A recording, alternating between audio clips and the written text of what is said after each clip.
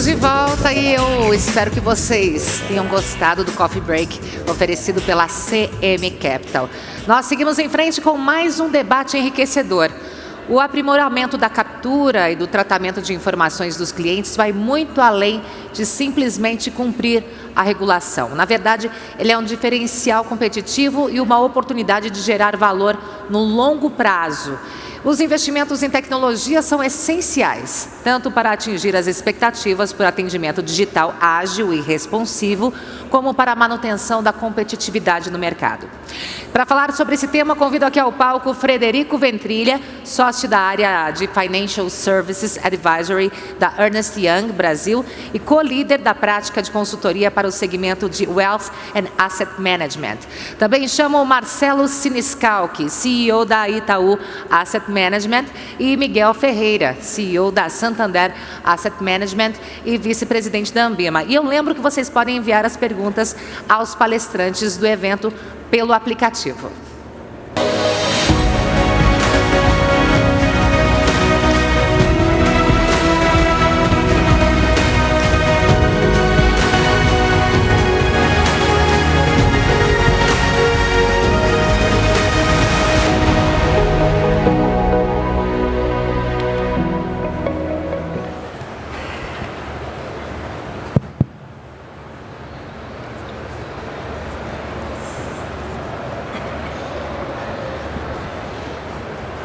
Bom dia a todos.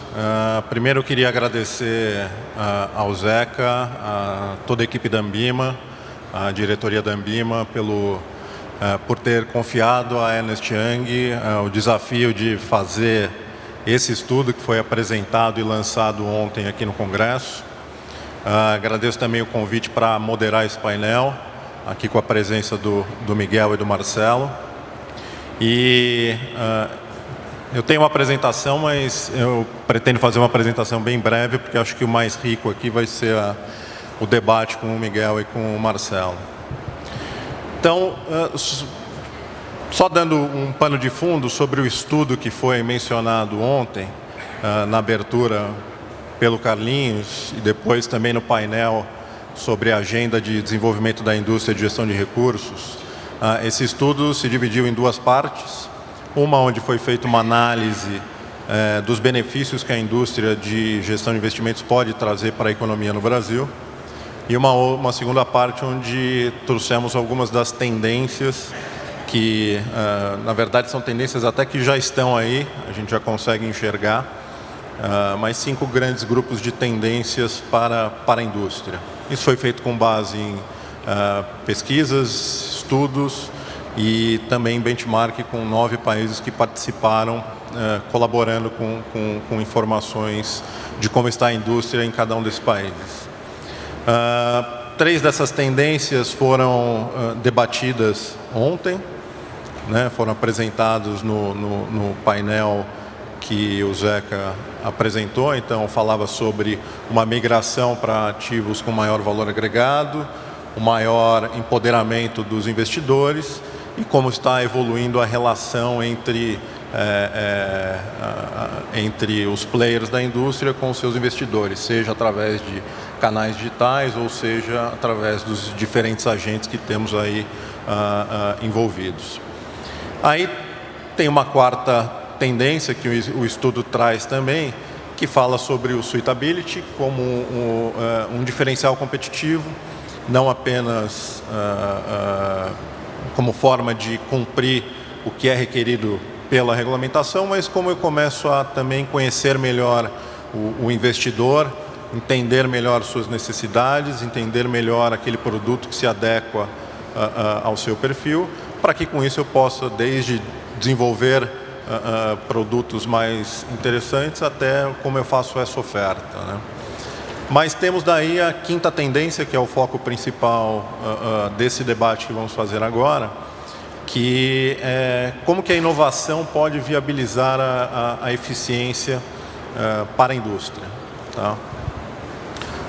E aí não é simplesmente a gente pensar em inovação sob o ponto de vista de tecnologia, né? Quando a gente pensa em inovar, é pensar em formas diferentes em como podemos fazer o que hoje já fazemos, né? E se a gente pegar também o que o Marcelo Barbosa falou ontem na sua apresentação, ele mencionou a instrução CVM 604, que visa reduzir o custo de observância, né? Então, isso implica em simplificação de processos, isso implica em redução de custos. Então, de novo, é uma forma de inovar, a gente ver como que eu posso fazer diferente o que já vinha sendo feito antes e trazer, assim, mais eficiência. Depois, eu acho muito interessante a gente pegar e fazer uma conexão com a palestra do Salim Ismail, que ele falou sobre inovação futurista. Acho que ele surpreendeu a todos aqui, trazendo alguns gráficos, algumas informações bem interessantes. Ele mostrou aí o gráfico da evolução da computação e de algumas tecnologias nos últimos 110 anos. E ele mencionou também a velocidade com que essas tecnologias vêm evoluindo.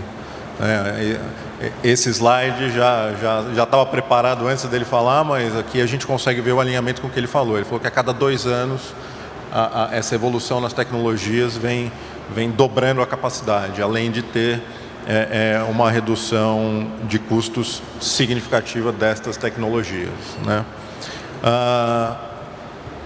Se a gente olha para fintechs, né? Fintechs nada mais são do que startups que nascem para endereçar alguns problemas específicos da indústria financeira, né?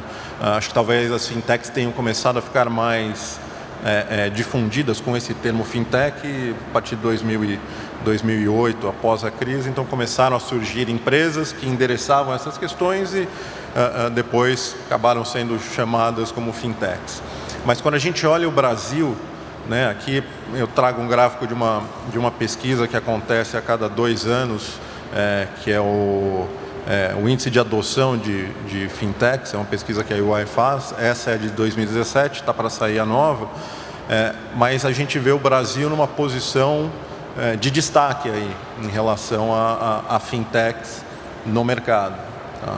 Então, quer dizer, quando a gente olha isso, é mais um aspecto importante para ver, bom, temos um espaço para desenvolver novas tecnologias, para aproveitar as novas tecnologias e para ter uma disrupção aqui. Se a gente, de novo, pega logo na abertura o que o Carlinhos comentou, que foi discutido em 2001, no primeiro congresso aqui, falando que o diferencial era o uso de telefonia e uso de internet.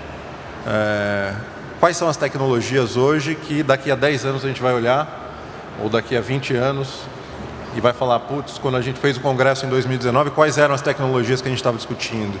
Qual era a disrupção que a gente estava discutindo naquele momento? Como é que a gente enxergava que essas novas tecnologias, como é que a gente enxergava que a inovação poderia trazer benefícios para todos aqui?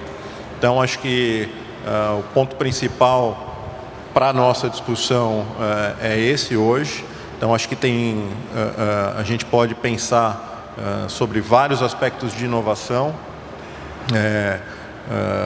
Tem um espaço muito grande e, de novo, que eu comecei comentando aqui, não é só inovação do ponto de vista o uso da tecnologia, como eu penso diferente o business, como é que eu repenso os meus processos, como é que eu repenso as minhas atividades.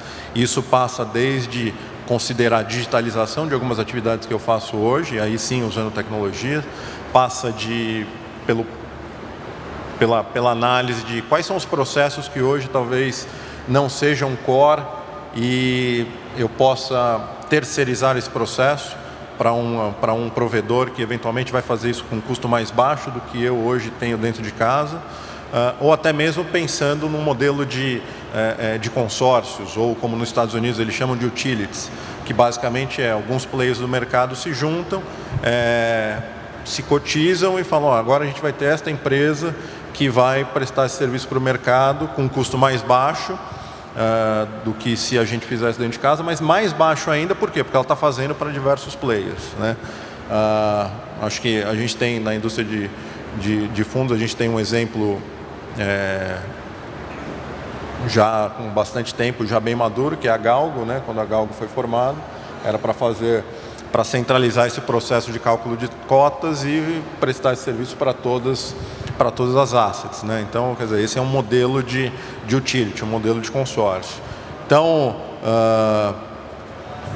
aqui é uma visão ilustrativa, né, conceitual, olhando toda a cadeia da indústria, onde que poderia ter a possibilidade de se pensar nessas 3 formas, né?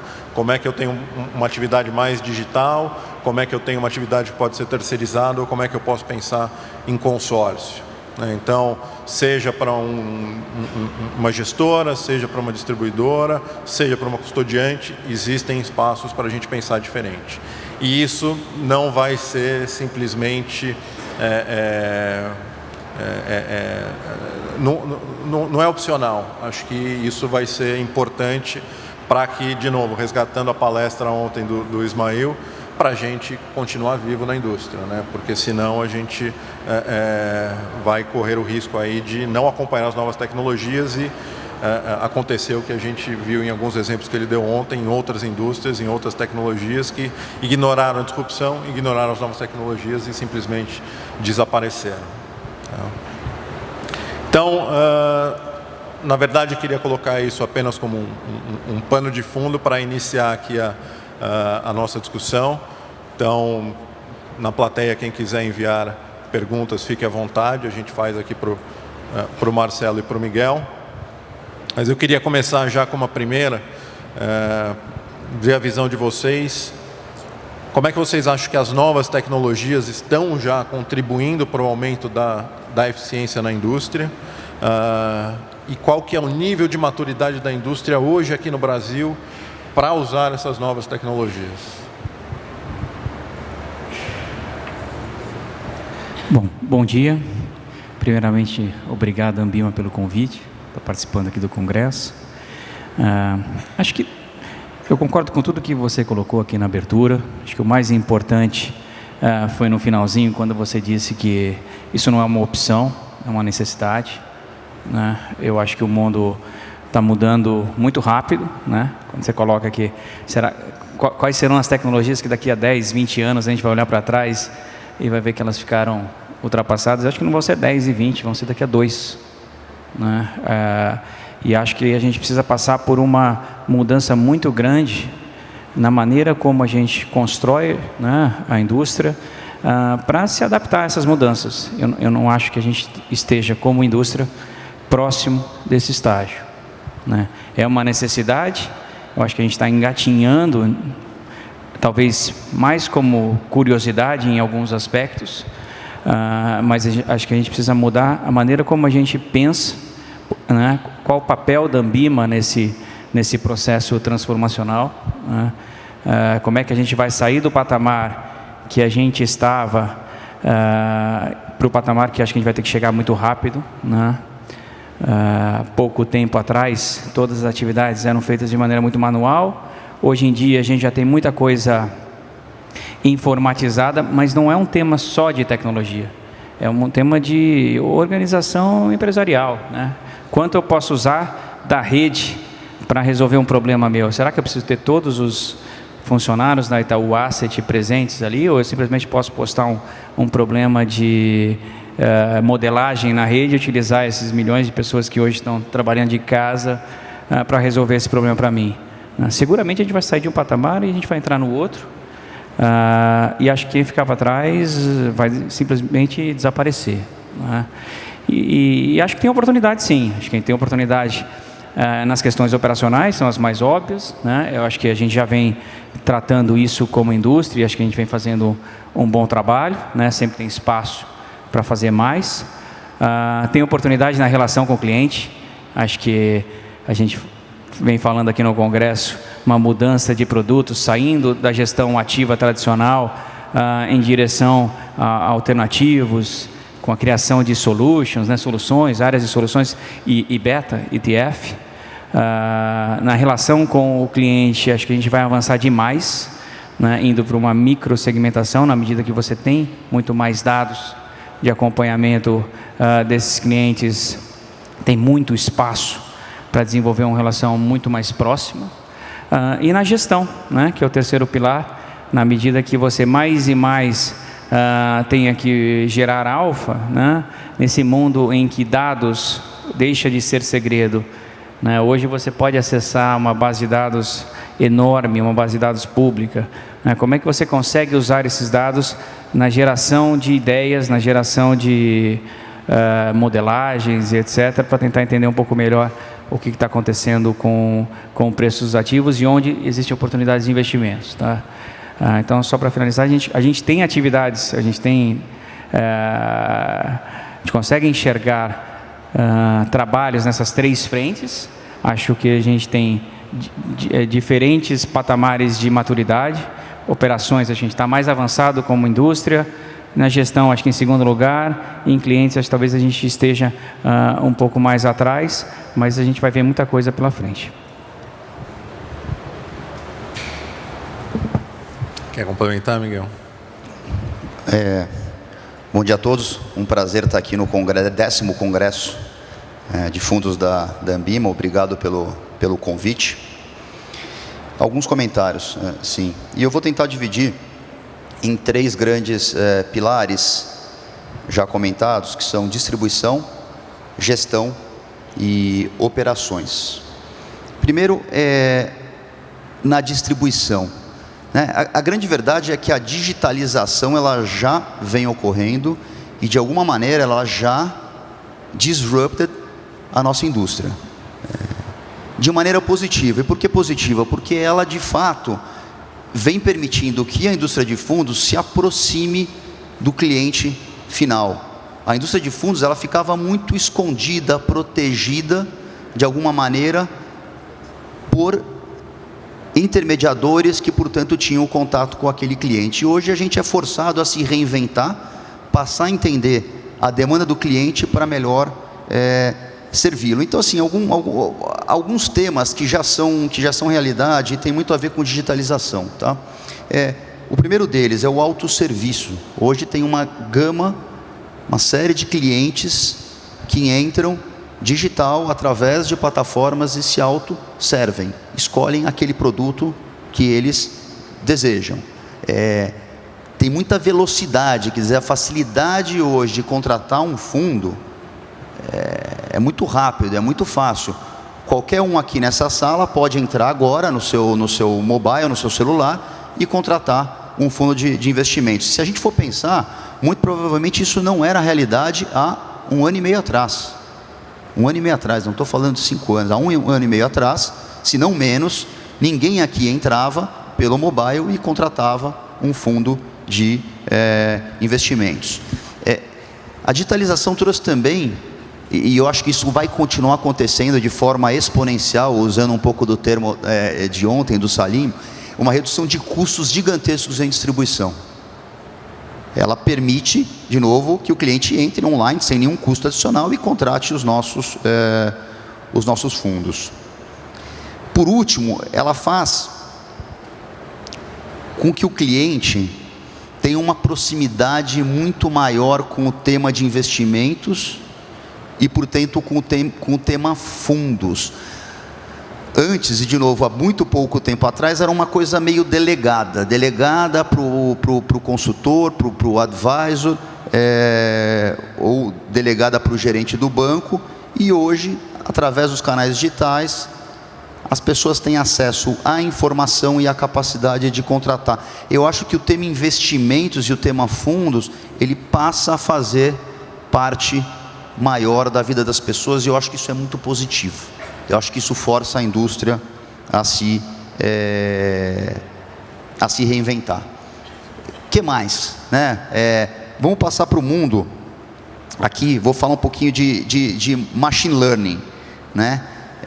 E eu vou usar um pouquinho desses termos de tecnologia que às vezes a gente não está muito familiarizado, mas na verdade eles são temas razoavelmente simples. Isso ainda vai acontecer, estou adiantando um pouco aqui, que é o que eu chamo de democratização da assessoria financeira. Hoje, quem tem assessor financeiro? Talvez essa sala aqui tenha, porque essa sala aqui tem recursos acima da média do que o brasileiro classe média tem, né? E o brasileiro classe média ou renda baixa, ele não tem muito para quem ligar, para quem se assessorar. com o uso de tecnologia, com o uso de chatbots, com o uso de robo-advisor, as pessoas de baixa renda poderão, de forma digital, acessar e ter um advisor ali inteligente, porque as máquinas vão aprendendo e elas passam, de fato, a poder dar um advisor correto. Então, por que uma pessoa de baixa renda não pode ter um aconselhamento digital sobre o planejamento para o pagamento da faculdade dos filhos? Né? Deveria ter. Eu vou tentar pular aqui para ir mais rápido. Eu falei de distribuição, vou falar rapidinho de gestão, porque já é uma realidade. Tá? As corretoras já oferecem serviços de execução via algoritmos. Né? Para que isso serve? Serve para minimizar erro humano, serve para ser mais rápidos na execução, serve para compras de ativos, de diversos ativos no mesmo tempo. Então, assim, execução via algoritmos. Fundos, a gente tem poucos no Brasil, mas os fundos quantitativos são uma realidade total no mundo. Alguns dos fundos mais bem-sucedidos, principalmente nos Estados Unidos, nos últimos 10 anos, são fundo quants, né? E são fundos que usam algoritmos de alta frequência na sua tomada de decisão. Vale aqui, para quem gosta de ler, tem um livrinho de leitura muito fácil, tal do Flash Boys, do Michael Lewis, que fala muito desse trade rápido de alta frequência de algoritmos. Lá fora também tem muita execução ligada a números econômicos, robôs. Sai um número econômico, o robô imediatamente faz a compra. Então, assim, a tecnologia já chegou. Esse é o meu ponto no mundo da gestão. Eu vou mencionar o nome de alguns grandes fundos, o Bridgewater, o Renaissance, Two Sigma, dentre outros, né? E vou mudar aqui rápido para operações, antes que eu tome todo o tempo desse painel, né? Sistemas operacionais. As grandes assets no mundo, é o nosso caso, é o caso de outras grandes assets no Brasil, elas já usam sistemas operacionais que permitem, desde o momento da compra de um ativo, o controle, o que a gente chama de pre-trade compliance, até todo o processamento das operações dentro da asset, até a conexão com os liquidantes, com os custodiantes e administradores. Então, assim, toda a vida de uma gestão, ela está hoje acoplada a um chassi que é totalmente tecnológico. Vale até dizer que nós, na Santander Asset, a gente está nesse momento mudando, fazendo um upgrade de chassi para conseguir, de fato, fazer isso de forma mais rápida. Isso tem impacto em custos, isso tem impacto em redução de erro, isso tem impacto em qualidade de reports para clientes e etc. Acho que, assim, esses são os grandes pilares que eu queria comentar.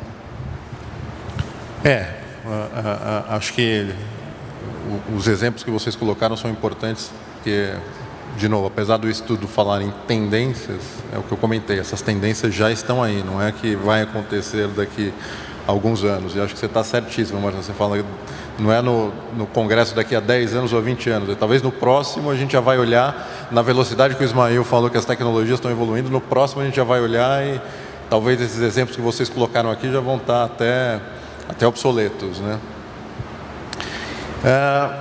Se a gente olha hoje para o mercado internacional, então, de novo, como eu comentei, o estudo a gente usou como balizador também um benchmark de 9 países aí que participaram. Mas, na visão de vocês, olhando, né, a experiência que vocês já têm no mercado, no dia a dia, quais são os países que vocês olham e falam, não, para mim este país é um benchmark em relação à inovação, seja, de novo, do ponto de vista de usar as novas tecnologias, ou seja, do ponto de vista de trazer alguma disrupção para o mercado?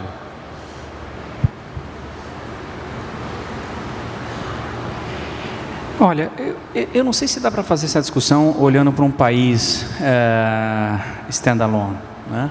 Obviamente, os Estados Unidos é um país fantástico, super desenvolvido, seja na cultura do investidor, né? Na discussão de investimentos entre beta, alfa, como é que isso compõe um portfólio do cliente, ou na própria tecnologia, né? As fintechs, eles têm lá, cada dia, né, novas fintechs aparecendo. Mas por que não olhar para o mundo, né? A gente costuma fazer visitas de benchmark, 2 por ano, para entender um pouco como é que a indústria está indo e como é que a gente tem que posicionar e tal o asset. A gente já tem assets fora do Brasil, cujo processamento de back-office é feito em outro país, né? A gente já tem assets cujo processamento de dados é feito na Índia, né? Por que não caminhar nessa direção, né? Por que a gente tem que simplesmente copiar um único país e não olhar para o mundo como uma coisa menor, né? E preparar a nossa casa para tentar pegar o que tem de melhor no mundo de uma maneira geral, né? O Miguel comentou aqui que ele está implementando um sistema operacional internacional na Santander Asset. A gente fez um processo parecido alguns anos atrás. É muito custoso, é muito difícil. A gente tem vários ativos aqui no Brasil que são uma jabuticaba. Na hora que você pega um sistema internacional e você tenta acoplar nos ativos brasileiros, é muito mais demorado, né? Parece uma reforma da casa, demora o dobro do tempo, você gasta o dobro do dinheiro e talvez não acabe.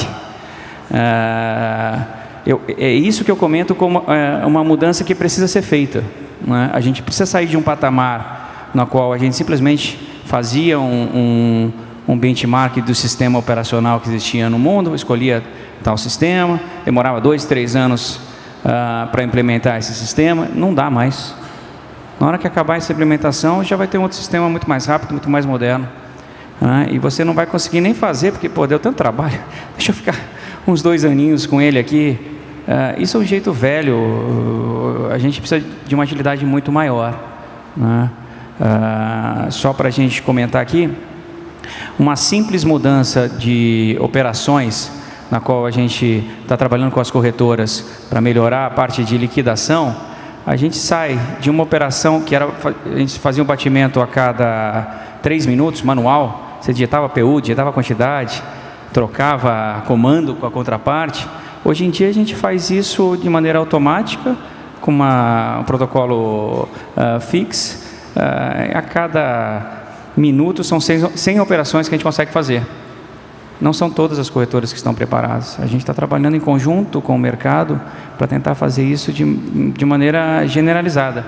Então, quando você comenta modelo utility, eu acho que é por aí. Eu acho que cada um tem que assumir uma responsabilidade e tentar ver assim, como que a gente consegue, em conjunto, no mercado, sair desse modelo em que cada um tenta achar aquilo que existe de melhor e implementar a conta-gotas na sua própria asset, no seu próprio plataforma de distribuição, para a gente ver como é que a gente consegue fazer para ter um único protocolo. Nesse caso que eu estou exemplificando, é um protocolo que a gente escolheu e que parece que o mercado vai estar utilizando.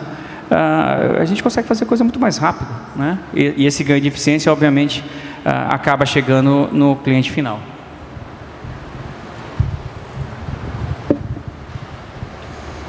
Você perguntou de países, né? Então, assim, para dar uma resposta direta, sem dúvida nenhuma, a maior parte das inovações aí tecnológicas, de fato, que a gente viu nos últimos anos vieram dos Estados Unidos, tá? Eu mencionei alguns exemplos aqui, são exemplos que a gente viu acontecendo lá. Tendo dito isso, nada impede, né, e o brasileiro é muito criativo, e a quantidade de fintechs sendo criadas aqui é muito alta. Você acabou de mostrar, né, naquele slide, que o Brasil é um dos maiores geradores de fintechs no mundo. Nada impede que a gente tome a liderança, nada impede que a gente de fato possa ter uma criação aqui no próprio país de algo novo e diferente, né? Então, se até hoje mais coisas, mais inovações vieram dos Estados Unidos, não impede aqui que o Brasil, acho que o Marcelo comentou um pouco, se aproveite. Aí ele abriu para o mundo, né? Que o Brasil aproveite um pouco do que tem de melhor por aí e também crie as suas próprias inovações e viva também com as suas próprias jabuticabas. Aliás, se vale comentar, esse tema da dificuldade de converter um sistema internacional para ele operar no Brasil é muito custoso, doloroso e toma muito tempo. Nós vivemos há alguns anos a experiência de ser o primeiro a trazer um determinado sistema, não o primeiro a trazer sistemas, né? determinado sistema para o Brasil, e de fato demorou 4 anos de implantação, custou 3 vezes mais, e não é dizer que assim funcionou maravilhosamente bem, né? Acho que ficou ali muito a fazer. A gente, nesse momento, eu comentei, a gente faz uma mudança para algo novo e mais flexível, que possa se adaptar muito rápido às mudanças no mundo.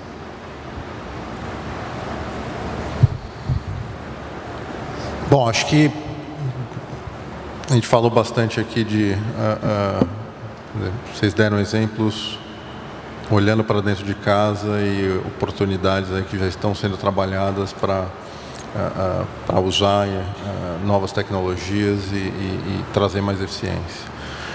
Olhando agora a coordenação entre os diferentes players, né, o modelo de consórcio de utilities. Qual é que vocês enxergam aqui no Brasil evoluindo para ter estes consórcios em mais modelos distintos de atividades, e o que vocês enxergam como barreiras aqui, seja questões de regulamentação, sejam questões de não enxergamos ainda um processo que realmente valesse a pena a gente se cotizar e montar uma utility, montar um consórcio? Quais as principais barreiras que vocês veem?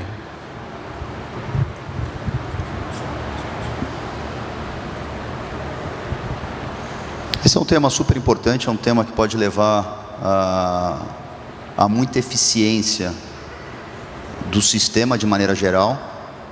Por outro lado, é um tema que pode ser polêmico. Me lembra um pouco as discussões sobre Open Banking. Aliás, vale nota aqui que o Banco Central soltou ontem, né, uma nota falando e esclarecendo, né, o tema de Open Banking e que vem agora então para valer, já com trabalhos realizados, que serão realizados até o final do ano, para implementação até 2020, ou pelo menos início de implementação até 2020, o que é uma iniciativa absolutamente saudável, no caminho correto de bem atender o cliente final. Volta para o tema de cliente final. Mas falando desse conceito de utilities, compartilhamento, né, existem alguns receios, e talvez o principal dele é muito parecido com o Open Banking, que é o compartilhamento de informações que são absolutamente sensíveis. Então, o como fazer isso de maneira segura e que beneficie o cliente final. Tem uma outra, então, compartilhamento 1, 2, uma série de serviços não são padronizados hoje. Então, compliance, legal, sistemas de liquidação, sistema de processamento de dados, eles não são padronizados, né? E aí tem uma discussão, e sendo absolutamente aberto aqui, até que ponto de fato a gente quer que esses sistemas sejam padronizados. Até que ponto não padronizar é diferencial competitivo. E é uma discussão que a gente precisa ter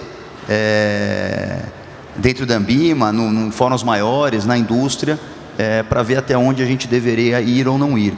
Mas é inegável dizer que compartilhamento leva a maior eficiência e que permite, eventualmente, num futuro de muita disrupção, que a própria indústria de fundos esteja viva e crescendo, assim como eu acho que ela continuará pelos próximos muitos anos.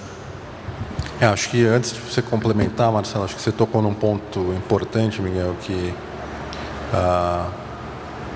acho que o Open Banking, quando a gente olha o Brasil, né, está saindo agora a regulamentação, talvez até muito depois do que saiu, por exemplo, em UK, e é um pouco aquilo, né? Quer dizer, será que a indústria, os bancos não poderiam já estar evoluindo um pouco mais com isso antes da regulamentação, porque daí acontece aquilo que o Ismael falou ontem, né? Quer dizer, chega, já vem a regra, já tem que se adequar, então é uma disrupção mais imposta.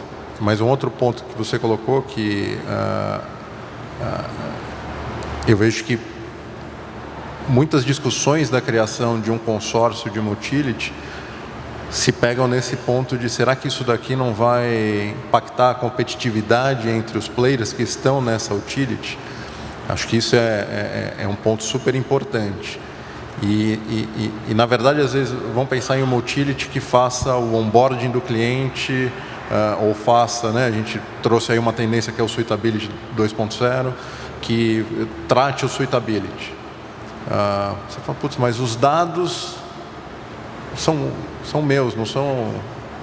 Né, como é que eu vou compartilhar os dados do meu cliente? Falo, não, os dados são do cliente, você vai ter acesso a esses dados. A forma como depois você dentro de casa vai trabalhar eventualmente com esses dados e como é que você vai conseguir, através disso, ter um diferencial competitivo, aí é outra história. Mas os dados em si não vão impactar a competitividade, né? Então, acho que isso é sempre um pano de fundo quando a gente pensa na construção de um consórcio ou compartilhamento de algumas atividades e processos, né? Será que realmente aquilo impacta a competitividade ou não, né? Marcelo. O Marcelo vai dizer para a gente aqui. Bom, eu acho que a indústria ela é tão complexa, a gente está olhando o problema por várias frentes, que seguramente tem alguma frente que você pode fazer um consórcio de utilities sem nenhum problema com relação à competitividade. Está ouvindo vocês falarem, obviamente, frentes mais operacionais, no qual você tenha que fazer conciliação de dados, batimento de operações. A gente está no trabalho com a B3, por exemplo, para usar a tecnologia, ainda embrionário, mas usar a tecnologia de blockchain para aluguel de ações. Isso traz um ganho para todo mundo e não tem por que não fazer. Tá? Eu acho que um ponto que é contrário a este movimento é liderança, né? Alguém tem que liderar, né? A gente tem que mudar o mindset e entender quais são as frentes que a gente está talvez mais maduro na discussão e que a gente pode avançar mais rápido, mas eu não consigo enxergar no mundo onde você tem compartilhamento de informações e de dados, a gente não usar isso no dia a dia, no nosso dia a dia, seja nas 3 frentes que a gente comentou aqui na abertura, tanto eu quanto o Miguel, né? Gestão, clientes e operações. Eu vou resgatar de novo o que ontem o Marcelo Barbosa falou sobre a instrução 604 e eu vou conectar isso com parte do estudo, quando a gente fala aí do uso das novas tecnologias e de inovação. A gente enxerga que em uma pesquisa também que foi feita com players da indústria, tanto de wealth quanto de asset management, o foco principal de investimentos em tecnologia está para os aspectos regulatórios, né? Então, acho que a CVM, dentro dessas iniciativas, vem trabalhando para tornar mais leve as questões regulatórias e otimizar também, mas tem um espaço também para usar a tecnologia nestes processos. Isso é algo que vocês já estão trabalhando nas casas de vocês, quer dizer, como é que eu uso tecnologia para viabilizar, seja reportes regulatórios, seja informativos que são gerados para investidores, já estão trabalhando com tecnologias para isso?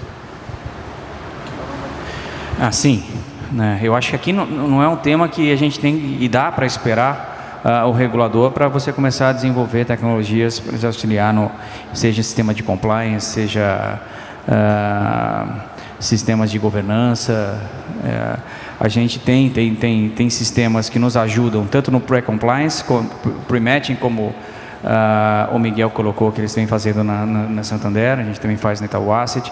É absolutamente impossível, com a quantidade de mandatos e regras que a gente tem, deixar a cargo do ser humano para que ele consiga respeitar o mandato com o qual nós acordamos fazer gestão para o cliente. Tá? Então, todo e qualquer mandato é introduzido dentro do sistema. Esse sistema nos auxilia na tomada de decisão, tá? Anterior ao próprio trade, saber se a gente está compliance com aquilo que a gente acordou, e a gente segue até a liquidação, mas não para ali. Tá? No próprio trading, a gente tem um sistema de Smarts, é o mesmo sistema que a Bolsa utiliza, de Trade Surveillance, para entender se a gente está operando de acordo com os nossos padrões éticos. Isso nos ajuda bastante, tá? Além disso, também, como eu coloquei, quando todo e qualquer ativo que a gente faz gestão, a gente passa por um filtro de governança, tá? Então a gente usa também o sistema de dados para entender a governança daquela empresa, sejam ativos de crédito, sejam ativos de equity. Acho que a gente vive num mundo, principalmente no nosso país, né, bastante conturbado, e acho que essas questões elas são importantes, né, se você está fazendo gestão olhando o longo prazo, tá? Não, a resposta é sim, usamos muita tecnologia relacionada ao regulatório, né? O Marcelo mencionou o tema de compliance, né? E mencionou o pre-trade, que é o pre-trade compliance, né? Que é a checagem antes da negociação, sobre cada um dos ativos, aquele ativo se enquadra em cada um dos fundos que eles serão alocados. Até é interessante o comentário que o Marcelo fez, né? Que assim absolutamente indispensável o uso de tecnologia. Na mesma hora eu pensei que, e ele tem toda a razão, não dá para fazer sem tecnologia. O engraçado é que há poucos anos atrás a gente fazia de alguma maneira, não sei muito bem como, mas a gente fazia. Mas o fato é que a tecnologia nos coloca num lugar hoje de segurança, né, que é muito diferenciador. Todos os pontos que o Marcelo colocou, eles são absolutamente vitais. Eu acho que tem alguma coisa para frente que eu vejo de inovação no uso de Big Data, relacionado a compliance, o uso de mapeamento de troca de informações, inclusive informações internas, onde determinadas trocas de mensagem podem indicar algum comportamento não adequado, e quer dizer, então, comportamento esse que a gente consegue prever antes e, portanto, bloquear antes. Mas, de maneira geral, a tecnologia já é, então, uma realidade do nosso dia a dia. Temos mais alguns minutos. Vou pegar aqui uma pergunta que veio do público. Assim que carregar.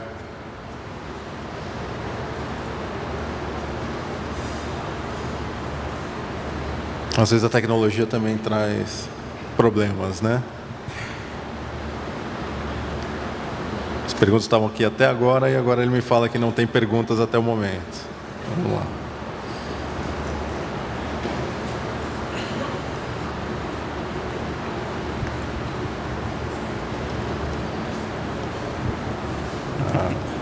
O novo é o terceiro de hoje.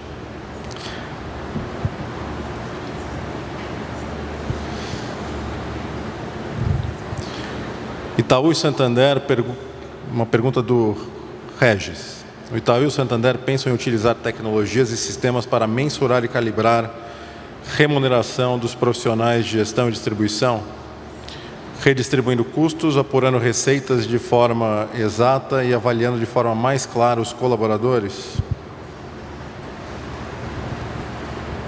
A resposta é sim, né? Eu acho que a gente está num momento de transformação, né? Na medida que a gente tenha tudo dentro do sistema, tudo digitalizado, a relação com o cliente muito mais ágil, né? Isso vai valer para a avaliação de um profissional de sales, vai valer para o relatório que ele faz, né? Aquele relatório está sendo lido, não está sendo lido, tem demanda para aquilo, se não tiver, você não precisa mais fazer, né? Será que se a gente fizer ele mais curto, ou se a gente fizer ele de uma maneira diferente, isso não vai trazer muito mais ganho para o nosso cliente, né? Isso vale para a gestão também, né? Hoje a gente tem ali na gestão 600 mil séries de dados que nos ajudam na tomada de decisão, né? Para utilizar esses dados a gente tem 70 robôs que capturam esses dados no mundo inteiro. A gente tem uma empresa contratada, terceirizada, para nos ajudar nessa captura de dados. E esses dados são trabalhados em machine learning, ou agora, mais recentemente, estamos usando até modelagem de redes neurais para tomar de decisão, e isso acaba afetando também a remuneração do próprio gestor. Na medida que você tenha uma capacidade maior de geração de alfa, obviamente isso vai trazer para o profissional que esteja ali conosco um diferencial competitivo muito grande, ele sabe disso. Então, a capacidade que nós temos de atrair o melhor profissional, obviamente, ela está ligada diretamente à capacidade dele exercer suas funções no dia a dia, né? E é um jogo onde a inovação, onde está na frente, onde conseguir fazer uma análise, chegar onde os outros ainda não conseguiram chegar, faz toda a diferença, tá? Então, seja no dia a dia, no trato do dado, ou no formato da atividade que esse profissional faz ao longo do tempo, ou na sua própria avaliação, né? Eu sei que você está usando esse dado melhor, porque eu estou vendo a performance do seu fundo.